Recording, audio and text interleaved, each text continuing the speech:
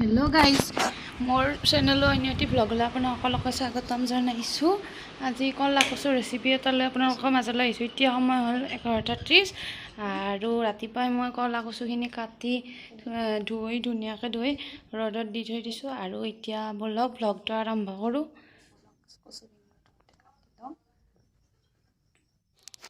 এতিয়া মই বাকলিখিনিৰে কাটি লৈছোঁ কচুখিনি, আদা নহৰু পিঁয়াজ জলকীয়াখিনি এখন প্লেটত ধুনীয়াকৈ ধুই লৈছোঁ।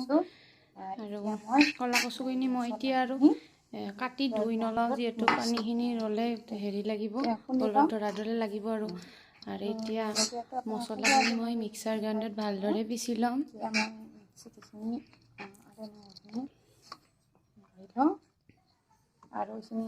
আৰু ৰাতিপুৱাই মই ৰহৰৰ দাইল কেইটামান তিয়াই থৈ দিছোঁ কলা কচুত দিয়াৰ কাৰণে, আৰু সেইখিনি মই ভালদৰে এতিয়া ধুই ল'ম।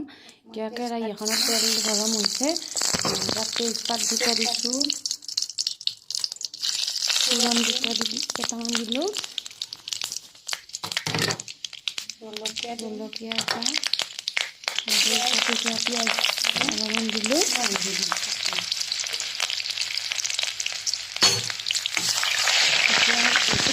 ভালদৰে দিলাম ৰংটো ভালদৰে পিঁয়াজখিনি ভাজি থাকিব লাগিব।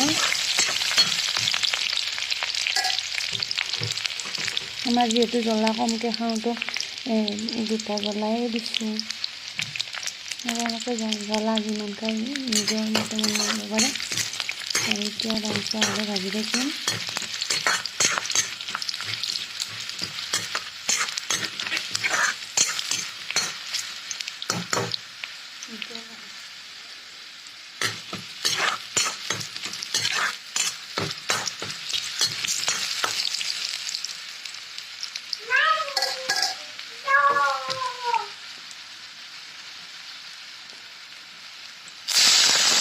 পিঁয়াজ ভালকৈ হ'লে দালিখিনি তেলত ভাজি ল'ম ভালদৰে, যাতে ভালদৰে সিজি যায়, বইল হয়। আৰু যিহেতু মই কুকাৰত বইল কৰা নাই, ভাজিয়ে সিজাব লাগিব। আৰু এতিয়া গোটেইখিনি তেলত ভাজিম।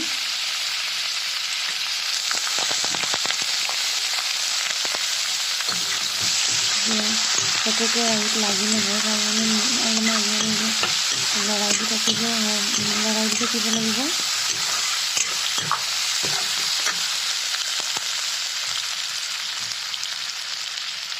এতিয়া মই সৰু আধা চামুচেৰে ধনিয়া গুড়ি দিছোঁ, জিৰা গুড়ি অলপমান, হালধি গুড়ি সৰু চামুচেৰে 1 চামুচ দিছোঁ, আৰু নিমখ সৰু চামুচেৰে 3 চামুচ দিম। আমি নিমখ অলপমান বেছিকৈ খাওঁ, আপোনালোকৰ প্ৰয়োজন অনুসৰি দিব।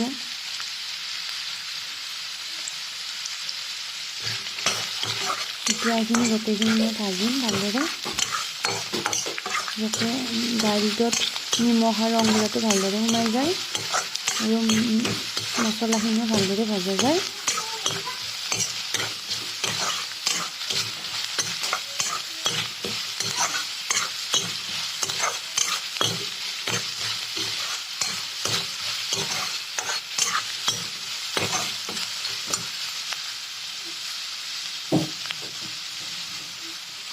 এতিয়া কচুখিনিতে ভাজিম, কচুখিনিও তাৰ লগত ভাজি ল'ম। গোটেইখিনি দিলে তেল আৰু দালি আৰু মছলা অলপ ভালদৰে ভাজি ল'ম।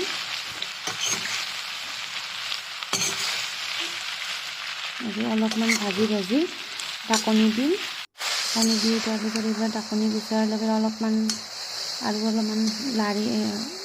লৰাই দিম, যাতে কেৰাহীত লাগি নধৰে।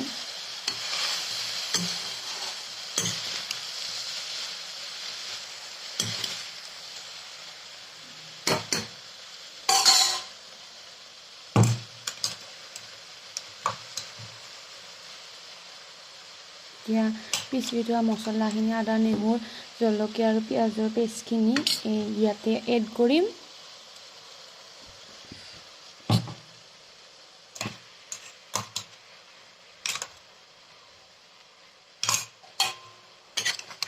এতিয়া মছলাখিনিৰ লগত গোটেইখিনি একেলগে ভাজিম।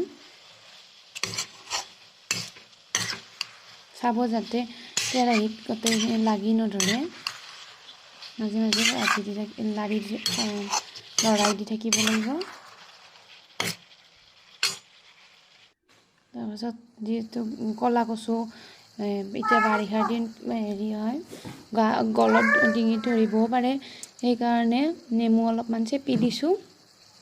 আৰু যদি আপোনালোকে ভাবে দিব নালাগে বুলি নিদিবও পাৰে, সেইটো মই দিছোঁ। আৰু এতিয়া লৰাই দিম গোটেইখিনি।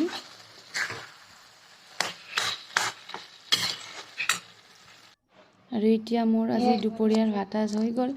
এয়াই আছিল আজি দুপৰীয়াৰ ভাত সাজ।